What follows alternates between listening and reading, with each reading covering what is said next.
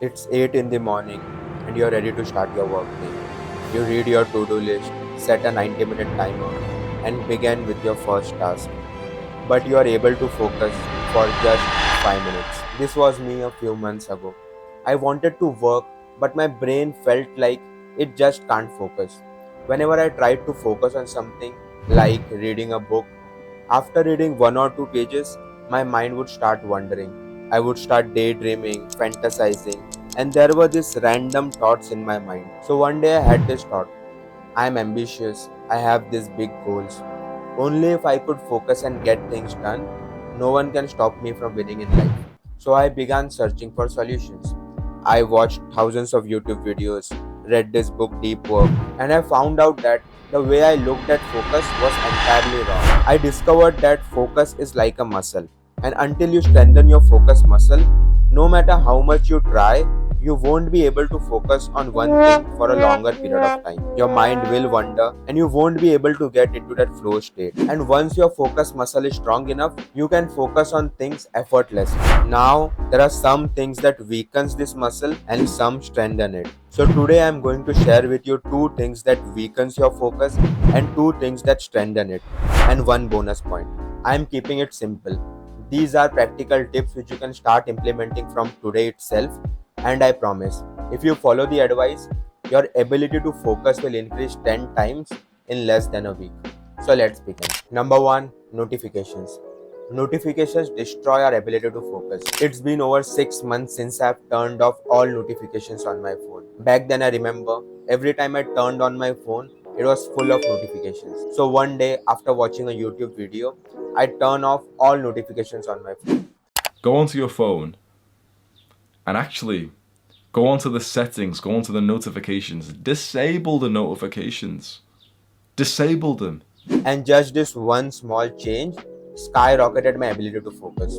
Now I know you're hesitant to turn off your notifications because I was. I had this thought that what if there is something important? What if there is an emergency? Trust me, no one DMs you on Instagram when there is an accident or any such emergency. So stop worrying and go on to your phone settings and turn off notifications for all the apps.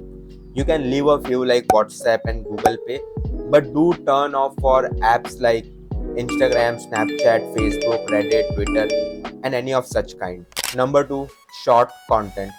According to research, consuming short form content like Instagram Reels or YouTube Shorts can negatively affect our ability to focus. In the last few months, whenever I've traveled by bus or train, I've noticed that 80 to 90% of people are on their phone scrolling short form content on one of the social media sites.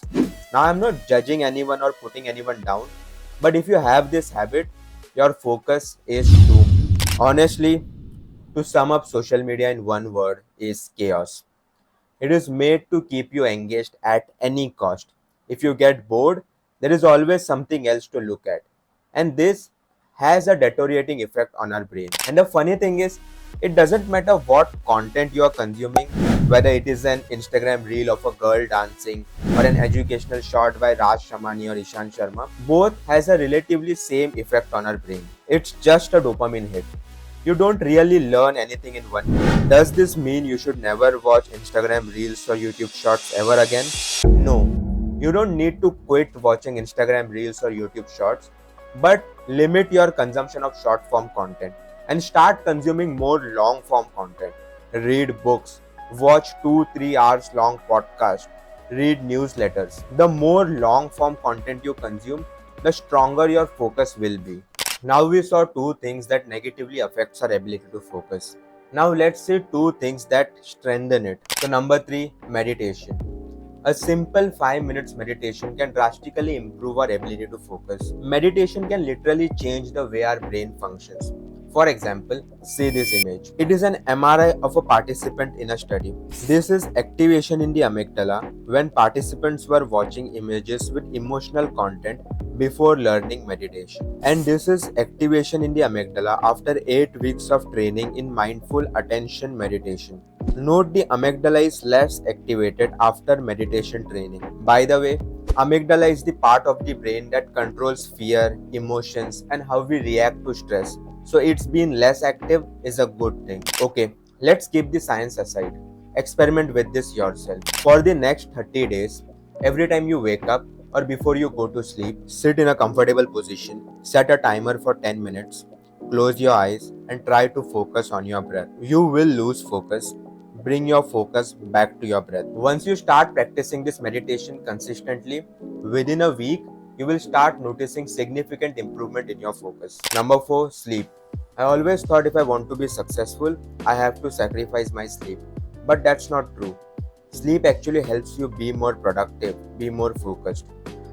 I want to read a paragraph from this book, The Diary of a CEO, which has helped me change my mindset towards sleep. So, on page number 80, it says that when do you sleep?